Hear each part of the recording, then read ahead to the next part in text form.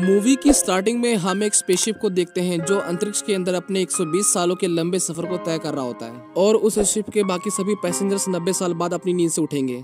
उस स्पेसशिप का मिशन था कि वो इंसानों को अर्थ जैसे एक दूसरे ग्रह पर पहुंचाए, जिसमें अभी भी उसे 90 सालों का लंबा सफर तय करना था। इतने लंबे सफर के दौरान इंसानों की एज न बढ़े, इसलिए उन्हें एक स्पेशल मशीन के अंदर रखा गया था जो उनकी बॉडी को 120 सालों तक प्रिजर्व करके रखने वाली थी और उनकी नींदें तभी खुलती जब वो उस ग्रह पर पहुंच जाते। स्पेसशिप अपने 30 सालों के सफर को पूरा कर चुका था, लेकिन तभी हम देखते हैं कि उस स्पेसशिप के सामने बहुत बड़े बड़े पत्थर थे जिन्हें हम एस्टेरॉयड भी कहते हैं। दोनों के बीच में टक्कर हो जाती है, लेकिन वो स्पेसशिप इतनी ज्यादा एडवांस थी। शिप के अंदर बहुत सारे फेलियर्स भी आते हैं, लेकिन उस शिप के अंदर का सेल्फ रिपेयरिंग सिस्टम खुद को अपने आप ही रिपेयर कर लेता है और कुछ ही देर बाद शिप दोबारा से रीस्टार्ट हो जाता है। इसके बाद हम देखते हैं कि उस स्पेसशिप की टक्कर की वजह से एक पैसेंजर का स्लीपिंग पॉड खराब हो जाता है और वो अपनी 30 सालों की गहरी नींद से उठ जाता है। उस पैसेंजर का नाम जिम था। शुरुआत में तो उसे बहुत चक्कर आ रहे होते हैं, लेकिन उसकी बॉडी धीरे धीरे नॉर्मल होने लगती है।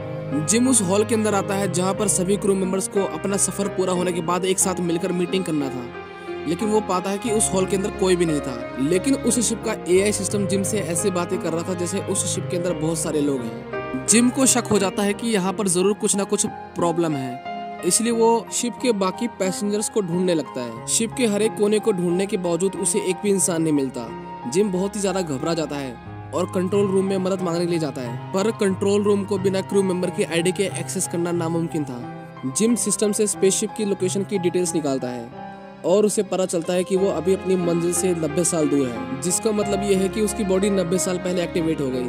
शिप की इतनी बड़ी खामी के बारे में वो अर्थ के लोगों को बताना चाहता था, इसीलिए वो अपना मैसेज रिकॉर्ड कर अर्थ पे भेजता है। लेकिन वो ये बात जानकर बहुत ही ज्यादा हैरान हो जाता है कि उसके मैसेज का रिप्लाई आने में 55 साल लग जाएंगे।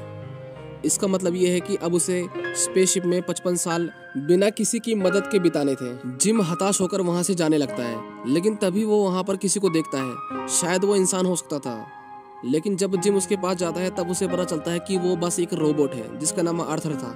वो बिल्कुल इंसानों की तरह था, बस उसके अंदर फीलिंग्स नहीं थी। जिम खाना खाने के लिए एक मशीन के पास आता है, लेकिन मशीन उसे उसकी पसंद का खाना नहीं देती, क्योंकि वो जिस कैटेगरी का पैसेंजर था उस कैटेगरी में उसे लो ग्रेड फूड ही दिया जाता था। एक मैनुअल की मदद से जिम अपने हाइबरनेशन पोर्ट को ठीक करने की कोशिश करता है, लेकिन वो ऐसा नहीं कर पाता।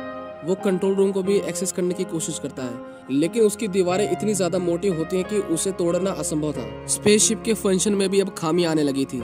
जिम आर्थर से कहता है कि शायद वो अपनी पूरी जिंदगी के लिए इस स्पेसशिप में फंस गया है और शायद अकेला ही यहाँ पर मर जाए। आर्थर उसे कहता है कि इंसानों की यही खामियां हैं।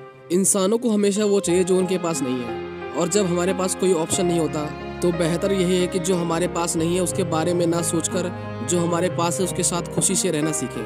शिप के अंदर करने के लिए बहुत कुछ था, इसलिए जिम उसके साथ जो हुआ उसे भूलकर नए सिरे से जिंदगी जीना शुरू कर चुका था और पहले से ज्यादा खुश रहता था। लेकिन अब वो इतना ज्यादा बोर हो चुका था अकेले रहकर कि उसने सुसाइड करने की भी कोशिश की थी, लेकिन वो बहुत ही ज्यादा घबरा गया था और वहाँ से भाग गया था। लेकिन वो भागते वक्त गिर जाता है, जहाँ पर वो एक और पॉड को दिखता है जिसके अंदर एक लड़की थी जिसका नाम अरोरा था।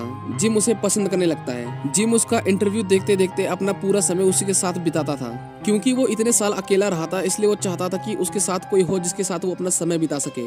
इसीलिए वो अरोरा को भी अपने समय से पहले जगाना चाहता था। जिम को ये पता था कि ऐसा करना गलत है, इसलिए वो कई महीने बिता देता है ये सोचते सोचते कि उसे ऐसा करना चाहिए कि नहीं। लेकिन वो फाइनली डिसाइड करता है कि वो अरोरा को उसकी नींद से जगाएगा। जिम अपने बालों को शेव करता है और अपने टूल्स लेकर अरोरा के पास जाता है, जहाँ पर वो उसके पॉड में कुछ शॉर्ट सर्किट कर देता है, जिसकी वजह से अरोरा का हाइबरनेशन पॉड खराब हो जाता है और वो अपनी नींद से उठ जाती है। लेकिन इससे पहले उसकी आंखें खुलती और वो जिम को अपने पास देख पाती। जिम अपने सारे टूल्स को लेकर वहां से भाग जाता है और सभी टूल्स को छुपा देता है ताकि अरोरा को कुछ भी ना पता चले। जब वो दोनों फाइनली एक दूसरे से मिलते हैं तब अरोरा उससे पूछते हैं कि बाकी क्रू मेंबर्स कहाँ पर हैं। उन्हें हमसे एक हफ्ते पहले जग जाना चाहिए था, जिस पर जिम उसे बताता है कि तुम्हारा हाइबरनेशन पॉड खराब हो गया है जैसे मेरा हुआ था, और हम 89 ईयर्स पहले ही जग गए हैं। और वो बाकी पैसेंजर्स के पास जाती है, जहाँ उसे पता चलता है वो सभी पैसेंजर्स अभी भी अपने हाइबरनेशन पॉड के अंदर हैं।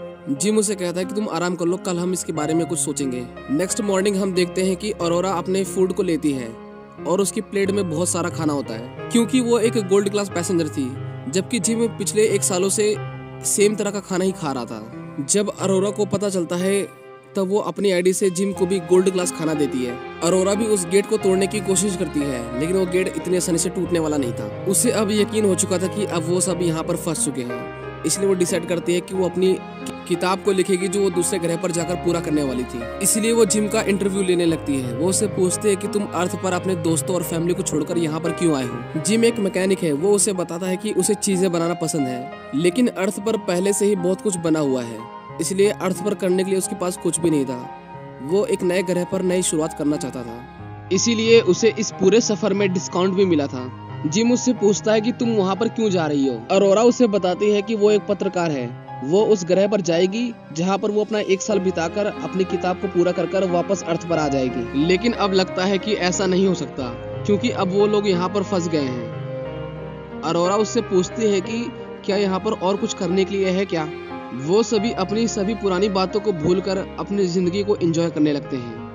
जिम भी अब पहले से ज्यादा खुश था।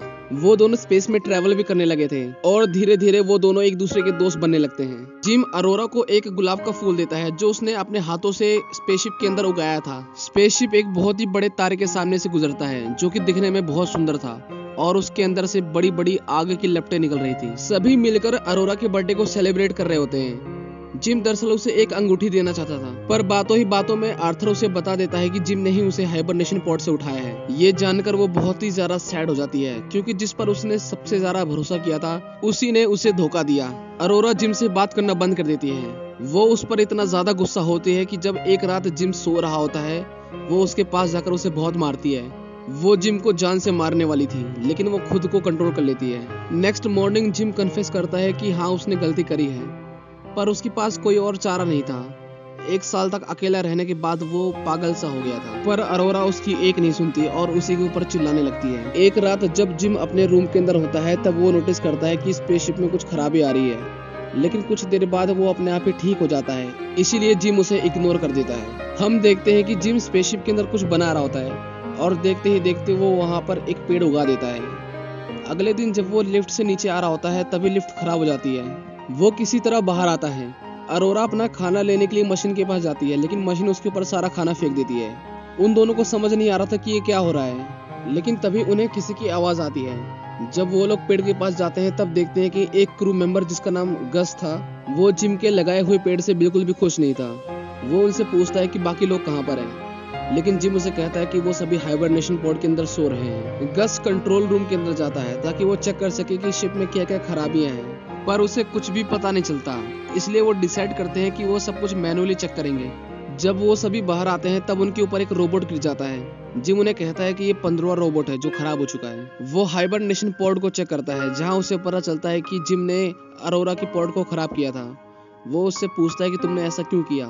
जिम उसे कहता है कि वो पिछले 1 साल से अकेला था, पर गस उसे कुछ भी नहीं कहता, क्योंकि वो जानता था कि 1 साल अकेले रहने का मतलब क्या होता है। अरोरा गस से कहती है कि क्या आपको पता चल गया कि मेरे हाइबरनेशन पॉड को किसने खराब किया था, तो अब आप उसका क्या करेंगे। पर गस उसे समझाता है कि इसमें जिम की कोई गलती नहीं, 1 साल तक अकेले रहना अपने आप में एक बड़ी बात है। पर तभी उसकी तबीयत बिगड़ने लगती है। जब वो अपने रूम के अंदर आता है तब वो देखता है कि उसके मुंह से खून निकल रहा है। एक रात जब सभी सो रहे होते हैं तभी शिप के अंदर से इलेक्ट्रिसिटी चली जाती है, जिसकी वजह से ग्रेविटी बंद हो जाती है और वो सभी हवा में उड़ने लगते हैं। अरोरा जो कि एक स्विमिंग पूल के अंदर होती है, पानी के एक बड़े बबल के अंदर ट्रैप हो जाती है। अरोरा का दम घुटने लगता है, लेकिन इससे पहले उसकी मौत हो जाती। शिप दोबारा से रीस्टार्ट हो जाता है और इलेक्ट्रिसिटी दोबारा आ जाती है। वो सभी पिछले 2 साल में हुए शिप के फेलियर्स को देखते हैं, तब उन्हें पता चलता है कि ये बहुत बड़ी समस्या है। वो सभी पावर सप्लाई रूम के अंदर आते हैं, जहां पर गस बेहोश हो जाता है। जब उसकी बॉडी को स्कैन किया जाता है तब उन्हें पता चलता है कि गस की बॉडी में 612 बीमारियां हैं और उसके टिश्यू धीरे धीरे खत्म हो रहे हैं। इसका मतलब ये था कि गस अब कुछ ही समय के अंदर मरने वाला था। वो ये बात जानकर बहुत ही ज्यादा दुखी हो जाता है और वो उन दोनों से कहता है कि उसे कुछ समय के लिए अकेला रहना है। गस अपनी आईडी को उन दोनों को दे देता है ताकि वो कहीं पर भी जा सके। वो उन्हें कहता है कि वो एक दूसरे का ख्याल रखें, और इतना कहकर गस की मौत हो जाती है। वो सभी शिप को ठीक करने जाते हैं, लेकिन अब शिप के अंदर बहुत बड़े बड़े फेलियर्स आ रहे थे। आर्थर खुद को ही नुकसान पहुंचा रहा था। अरोरा उसे बंद कर देती है। फिर वो दोनों मिलकर शिप के सभी पार्ट्स को रिप्लेस करने लगते हैं। वो दोनों पावर सप्लाई रूम के पास आते हैं। वो गेट को ओपन कर देते हैं, पर शिप के अंदर एक होल होता है। दोनों उस होल की तरफ खींचने लगते हैं, लेकिन वो दोनों किसी तरह उस होल को बंद कर देते हैं। वो दोनों देखते हैं कि उस पूरी शिप के अंदर बहुत सारे होल्स हैं। जब वो लोग मेन पावर सप्लाई के पास आते हैं तब देखते हैं कि पावर सोर्स पूरी तरह से अनस्टेबल हो चुका है। वो सभी पार्ट्स को बदलते हैं और जब वो हीट को रिलीज करने के लिए लीवर खींचते हैं तब गेट ओपन नहीं होता। इसका मतलब ये था कि सारी हीट शिप के अंदर ट्रैप हो गई थी और उसे अगर जल्दी रिलीज नहीं किया जाता तब वो शिप के अंदर ही ब्लास्ट हो जाएगा। जिम स्पेसशिप से बाहर आता है और उस टनल की ओर जाता है। स्पेसशिप का टेम्परेचर अब बहुत ही ज्यादा बढ़ चुका था। जिम लीवर को खींचता है और गेट ओपन हो जाता है। जिम लीवर को खींचता है और गेट ओपन हो जाता है, लेकिन जैसे ही वो लीवर को छोड़ता है गेट दोबारा से बंद हो जाता है। जिम समझ जाता है कि अगर उसे गेट को ओपन रखना है तो उसे लीवर को पकड़े रखना होगा, लेकिन इसमें प्रॉब्लम ये थी कि सारी हीट उसकी बॉडी से पास होकर जाती है जिसमें उसकी मौत भी हो सकती थी। जिम अरोरा से कहता है कि वो लीवर को खींच दे, लेकिन अरोरा उसे कहते है कि वो ऐसा नहीं कर सकती, पर शिप का टेम्परेचर बहुत ज्यादा बढ़ गया था, इसीलिए अरोरा को लीवर खींचना पड़ता है और उस शिप की सारी हीट जिम की बॉडी से गुजरते हुए बाहर निकल जाती है। लेकिन इसी बीच जिम का पैर स्लिप कर जाता है और वो इतनी जोर से बाहर आ जाता है कि उसके सूट पर लगी सेफ्टी केबल टूट जाती है और वो थ्रस्टर्स की ओर गिरने लगता है, जिसके अंदर गिरकर उसकी मौत हो सकती थी। वो किसी तरह अपने हाथ में रखे हुए डोर को उसकी तरफ फेंकता है और उससे दूर हो जाता है। शिप दोबारा से ठीक हो गया था, लेकिन जिम अभी भी स्पेस के अंदर था।